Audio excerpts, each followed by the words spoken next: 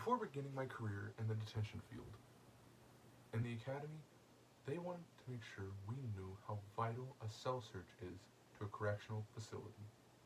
Now, what a cell search really is it's when a detention deputy, such as myself, or a prison guard, goes into a housing unit, or, as a lot of people know, an inmate's cell, and we search for any sort of legal contraband. Now, on prisonerresource.com, you can find out that a contraband can be classified as either soft or hard, just so we know what we're looking for. Soft can be any sort of alcohol, shampoo, anything that's not really pliable. Now, a hard contraband can be anything such as shank or a cell phone. The reason I bring up a cell phone is because on NBCnews.com, you can find out that 1 in every 3 inmates has been found with a cell phone in a correctional facility illegally. And this is most prevalent in the South, which is, of course, important to all of us because most of the states that this happened to are in our proximity. Now, to start a cell search, before we do anything else, you want to make sure you have the essentials. A glove.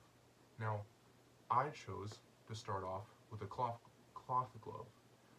Generally, we use latex just because they're a lot more disposable, and we have plenty of them in the facility. But I do know officers that like to use their own personal gloves and then just wash them after they're done with the day. Now, everything else included, we have a pen flashlight, a probing device, so I would either use my pen that I have on me on the time, or my very own lockpick. Well, lockpick and cuff key. I just like to keep it on me just in case I ever get into a jam. Now, other items that are a little bit more luxurious for the county jail would be bringing in a canine unit to sniff out any narcotics that we ourselves as humans couldn't really find just by searching alone. And if we are to find any sort of substance that we believe to be a narcotic, we will use a substance tester. This is something that when you put whatever substance you have found in it, it would turn blue to state if it is a narcotic or if it isn't. Now, before we start with anything, the very first step is to make sure you're protected. That's why I have the glove. And these are called PPE, or personal protective equipment. This is to keep you safe from any bodily substances that the inmate might have keeping in their room, or any other substances such as bleach or chemicals that they have stolen and are keeping. Now, this is very important, and I'll get into that later with the probing device. So, to start off, you would start in the middle of the room and make yourself a little circle and walk slowly outwards. And the reason for this being is you get to check every corner of the room.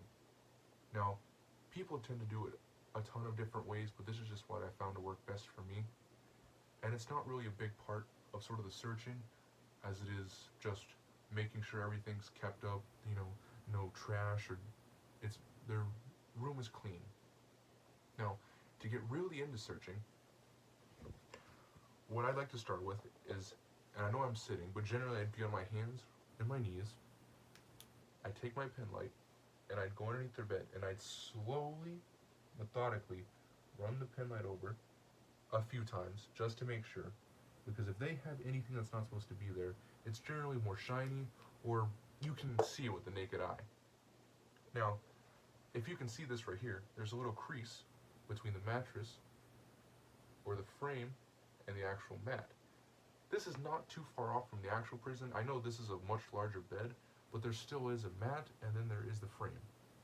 So what I like to do, before I even go anywhere else, is I like to lift up the mat and check under it. The reason for this is, a lot of inmates, if they have something, they just like to shove it underneath their mat, just so, because they don't think the deputy's going to check it. Really, that's all it is. And now,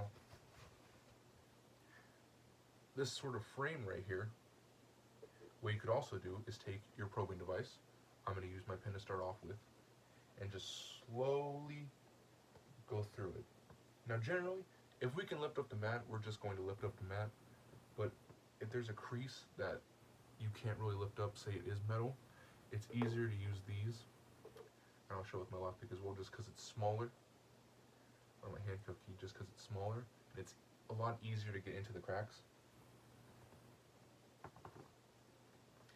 And then the reason for this is because in case there is something sharp or anything that could hurt us, we don't want to just, start sticking our fingers in there and start trying to rub it out if it is a blade or anything else. We have to stay protected just as much as the inmates have to stay protected. And at the end of the day, that's what this is all about, is keeping the deputies safe from possible contraband that could hurt them, and the inmates safe so they can't hurt each other or themselves. Now, anyone thinking about going to this career field might use this baseline as a really important starting point. Or if people just find it interesting, just because this job is quite different in many ways from other people's jobs.